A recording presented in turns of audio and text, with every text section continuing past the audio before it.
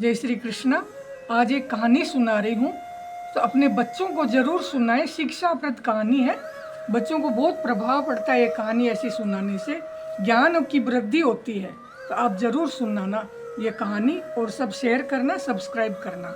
वीर विक्रमादित्य के पिताजी थे उज्जैन के राजा, वो बहुत बीमार थे। तो एक दिन क्या हुआ कि अपने भाई को बुलाया कि है ना, आप आओ यहाँ पे। तो वो बोला क्या बात है भैया? बोले कि आप ना, आप मेरे पास बैठो। वीर विक्रमादित्य तो अभी बालक है, छोटा है, और मेरा अभी अंतिम समय आ गया है, तो आप हमारा राज्य संभालो। जब वीर विक्रमादित्य बड़ा हो जाए तो ये राज्य है ना, वीर विक्रमादित्य को आप दे देना। तो वो बोला भैया ठीक है, आपकी जैसी मर्जी।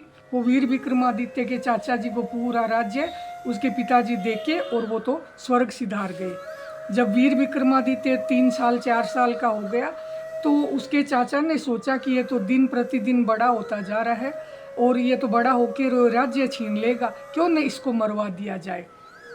तो पाठशाला में जाता पढ़ने के लिए, तो 6-7 साल का हो गया। पाठशाला में जाता तो किताब, पेंसिल, कॉपी सब लेके जाता। तो एक दिन वो चाचा ने प्लान बनाया कि है ना, जाओ वीर विक्रमादित्य को लेके जंगल में जाओ, सब रथ लेके जाना, और वीर विक्रमादित्य को बोलना कि ये जंगल में तेरे चाचा जी शिकार खेलने गए हैं, जो तेरे को वहाँ पे बुलाया है। तो बोला ठीक है। तो 4 मंत्रियों को भेजा, उसमें से 2 तो अच्छे थे और 2 बुरे थे। वो चारों गए और रथ लेके गए। वीर विक्रमादित्य को स्कूल से बुलाया, बोला वीर विक्रमादित्य, तेरे पिता वो चाचा जी है ना, जो जंगल में शिकार खेलने गए हैं, तो तेरे को वहाँ पे बुला रहे हैं। बोले ठीक है चलो।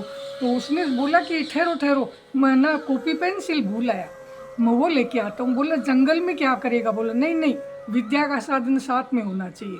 तो वो वीर जाके स्कूल में और वो कॉपी और पेंसिल लेके आ गया, लाके और रथ में बैठ गया। घनघोर जंगल में ले गए, ले जाकर खड़ा किया रथ जैसे ही। तो उसने पूछा कि मेरे चाचा जी कहाँ हैं? जंगल तो आ गया। तो बोला कि तेरे चाचा जी और कुछ भी नहीं है, तेरे को मारने के लिए यहाँ जंगल में भेजा है। तेरी आंखें निकाल के तेरे चाचा जी के हाथ में रख दी जाएगी, और ये आज से तेरे राजा जी ये राज्य करेंगे। तब वो बोला कि ठीक है, आप मेरे को मार तो देना, पर है ना पहले मैं एक लेटर लिख लूँ, बाद में है ना आप मेरे को मार देना। बोले क्या लिखोगे? बोला नहीं, मेरे को लिखना है। तो उसने एक लेटर लिख दिया। तब वो 2 जो अच्छे थे वो बोले रे, छोटा बच्चा है, अभी ये कौन सा राज्य संभालेगा, फालतू इसको मरवा रहा है इसका चाचा, इसको मारना नहीं चाहिए, इसको घर ले जाते हैं और हम पाल लेंगे। 2 अच्छे थे, वो बोले कि हम पाल लेंगे और हिरण की आंख ले जाके और इसके चाचा जी के हाथ में रख देंगे। तो उन्होंने हिरण की आंख ले ली, और वीर विक्रमादित्य को 2 मंत्री अच्छे थे वो अपने घर ले गए। ले जाके वो आंखें राजा के हाथ में रख दी, विक्रमादित्य के चाचा के हाथ में रख दी। रखते हुए बोले कि मार दिया? बोला हाँ, ये लो, आपने कहा था आंखें लेके आना, तो हम आंखें लेके आ गए हैं, अब हमको आधा राज्य दो। बोला ठीक है। बोला कि आधा राज्य तो दे दिया आप लोगों को, ये लो, ले लो राज्य, पर है ना। और विक्रमादित्य ने क्या कहा अंतिम समय? बोले अंतिम समय उन्होंने एक पर्ची लिख के दी है, तो आप ये पढ़ लो। तो वो पर्ची लेके जैसे ही उसके चाचा के हाथ में दी, तो उसमें लिखा था कि बाली गए बलि रूप गए, लंकाधिपति रावण भी गए। चाचा जी आप स्वर्ग में राज्य को साथ में लेके आना, वहाँ मिलके अब अपन राज्य करेंगे। तब वो सोचा रे, एक सुई भी साथ में नहीं ले जा सकते, तो मैं ये राज्य कैसे लेके जाऊंगा? और वहाँ स्वर्ग में जाते मेरे भैया भी मेरे को पूछेंगे कि है ना, तूने ये क्या किया?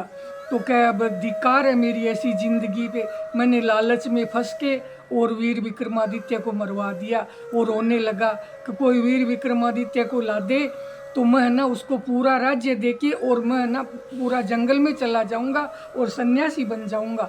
तब वो जो अच्छे थे अपने घर पे वीर विक्रमादित्य को रख रखा था, वो वहाँ लाके और उसके चाचा जी के सुपुर्द कर दिया। वीर विक्रमादित्य को राज्य मिल गया। और इससे ये सीख मिलती है, कभी भी लालच नहीं करना चाहिए कोई भी चीज़ का, और बच्चों को साहस से काम लेना चाहिए। जय श्री कृष्ण।